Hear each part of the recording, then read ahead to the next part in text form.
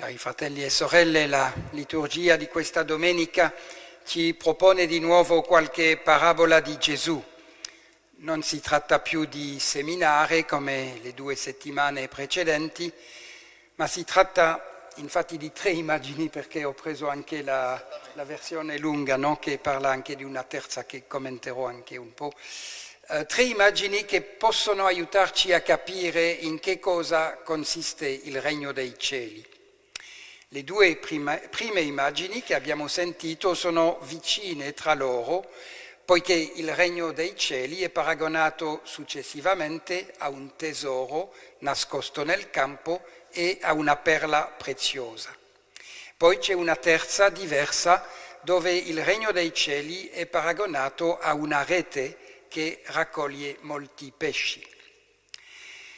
Sono parabole, penso, facili da capire, ma come per tutte le immagini che il Signore usa nel Vangelo, forse è bene non spingere troppo l'interpretazione di queste parabole. Per esempio, le 2 prime ci dicono certamente che il regno dei cieli è una realtà di grande valore, ma sarebbe errato pensare che possiamo prenderne possesso, come si può possedere un tesoro o una perla, e ancora meno pensare che si potrebbe possedere il regno una volta per tutte, no? Conservandolo nascosto nel campo come il tesoro della prima parabola.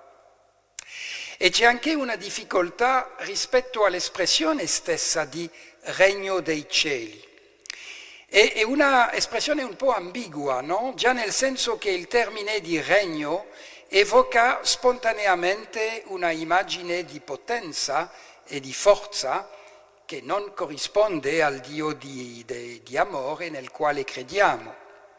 E a questo punto di vista è bene che la prima lettura di oggi ci dia proprio l'esempio di un re che non si comporta come un potente, no?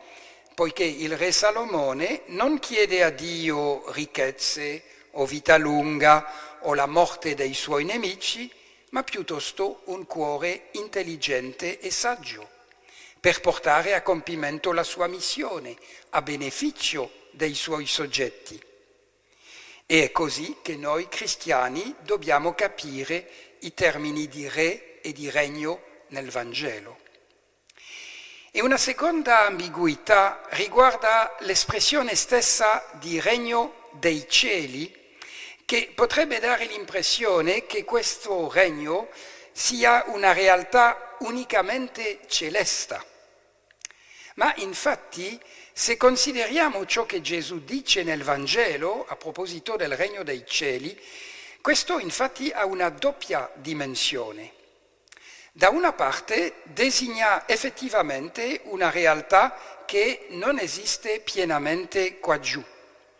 E in questo senso il regno dei cieli effettivamente si realizza pienamente soltanto nella vita eterna, quando non ci saranno più ostacoli alla comunione di noi con Dio e con gli altri. Ma c'è un'altra dimensione al regno dei cieli nella predica di Gesù, nel senso che è già possibile costruire questo regno qua giù. Infatti ogni volta che facciamo del bene gli uni verso gli altri, ogni volta che preghiamo il Signore, viviamo già di questa comunione con Dio e con il prossimo che vivremo pienamente nella vita eterna, nel regno dei cieli. E naturalmente c'è una relazione fra queste 2 dimensioni del regno, la dimensione della vita eterna e la dimensione della vita già oggi. Perché più avremo amato durante la nostra vita terrena, più ci apriremo facilmente all'amore di Dio nell'eternità. E invece, più avremo peccato contro l'amore durante la nostra vita, più sarà difficile per noi aprirci all'amore di Dio. E così penso che possiamo capire la terza parabola dove Gesù parlava di una rete con delle pesci e si dice che i pescatori tirano la rete a riva, raccolgono i pesci buoni nei canestri e buttano via i cattivi. Infatti possiamo capire questa terza parabola in questo senso, cioè non come una decisione arbitraria di Dio che butta via alcuni pesci e che ne raccoglie altri. Dunque speriamo essere nella buona categoria, ma non sappiamo. Io penso che non è così che possiamo interpretare questa parabola, ma piuttosto come la conseguenza logica della nostra vita qua. Cioè che se non c'è stato spazio per l'amore durante la nostra vita, come potrebbe essere spazio per l'amore nella vita eterna? Non è possibile, certo. Se non abbiamo amato, come possiamo accogliere l'amore di Dio per noi? E invece, se abbiamo dato già un grande spazio all'amore nella nostra vita odierna, non c'è motivo per essere buttati via dalla rete di amore di Dio nella vita eterna. E quindi, naturalmente, che Dio ci accoglierà e che saremo fra i buoni pesci che rimangono con Lui. E così penso che vediamo meglio come capire queste parabole, no?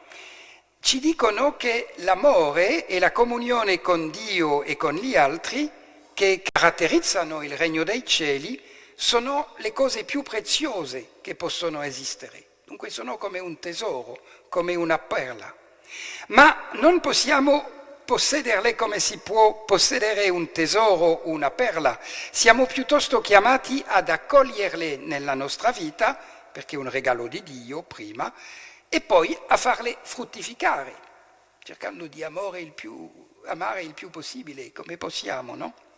E facendo così ci prepariamo già adesso a entrare nel vero pieno regno dei cieli, cioè la pienezza dell'amore nella vita eterna. E dunque forse possiamo rimanere un piccolo momento in silenzio, pregando forse gli uni per gli altri, anche un modo di vivere la comunione, perché ciascuno nella sua vita possa così progredire poco a poco verso la pienezza del regno dei cieli.